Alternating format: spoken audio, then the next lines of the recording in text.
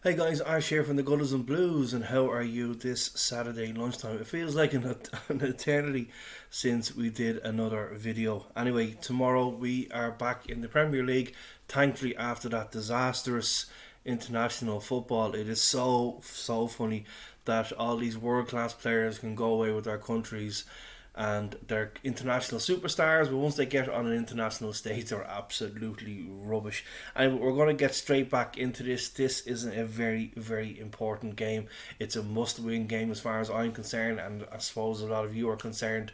For the simple reason is three defeats on the bounce have seen us go down that table, and obviously as the games kick off today and before our game tomorrow, we don't know what position we're going to be in, and the more we leave it, the more we're going to be playing catch up. So like at the promising start to the season, we're thinking of top four, then we're thinking of top six, then it's going to be top eight, and we're just going to end up having a situation where the amount of money we spent this season is going to end up just in a low end season again.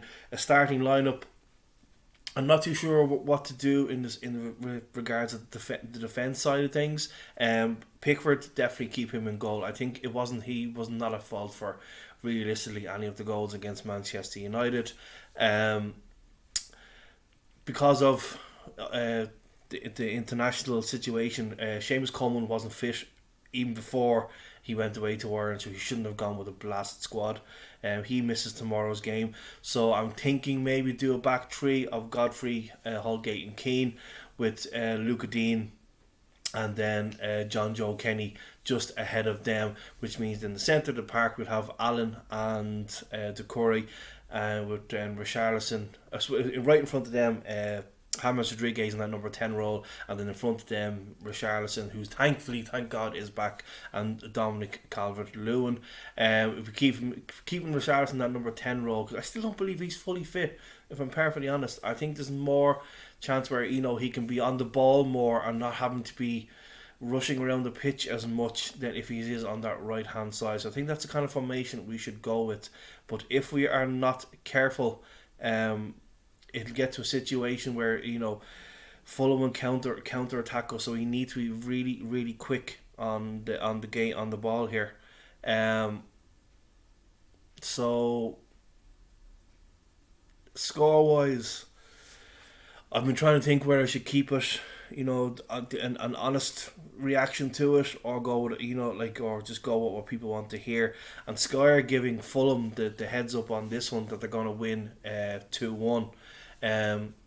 We've also used 25 players this season, which go to show that once we have our key players out, whoever comes in is just not able to pick up the pieces and add something to the dynamics of the squad, and that's been truthful. So God knows we may be going back into the transfer window again in January, if no, not just to get in players, but to ship out a lot of that dead wood.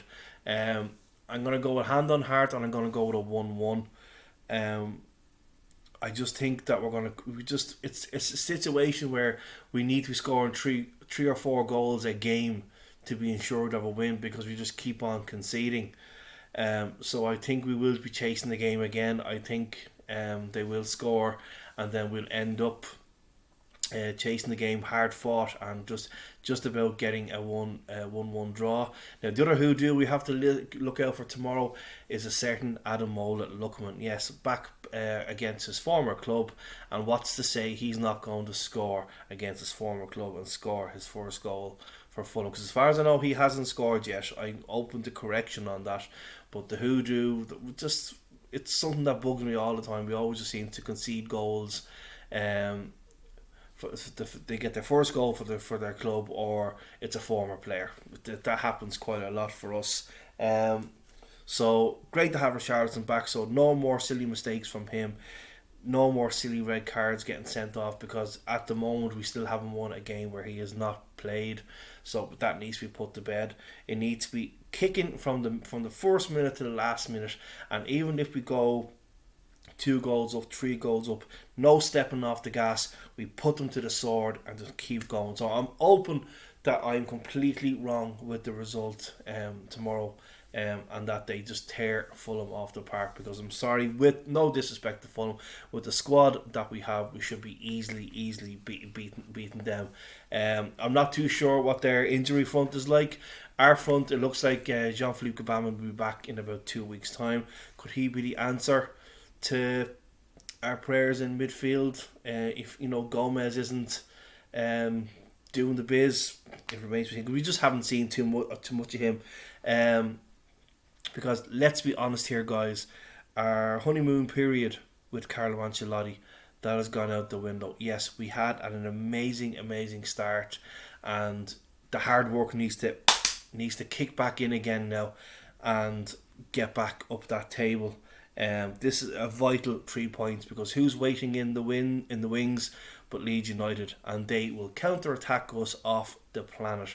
If they get their momentum right.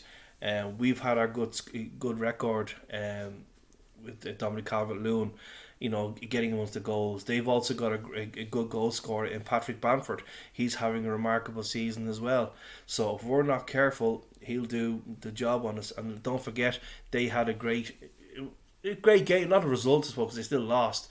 But who scores 3 goals against Liverpool and still lose the game? You have to bear that in mind.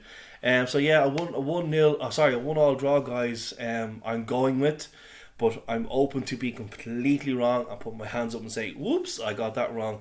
But with the squad that we have, there's no reason why we can't come away with a 3-0 win. But I'm going to go hands on heart and go 1-1. Okay, guys, so thanks for watching. Don't forget to check it out on YouTube as well. Don't forget to check out the podcast on Spotify and wherever you get your podcasts. So until then, we'll talk to you tomorrow with the match reaction. Cheerio and stay blue.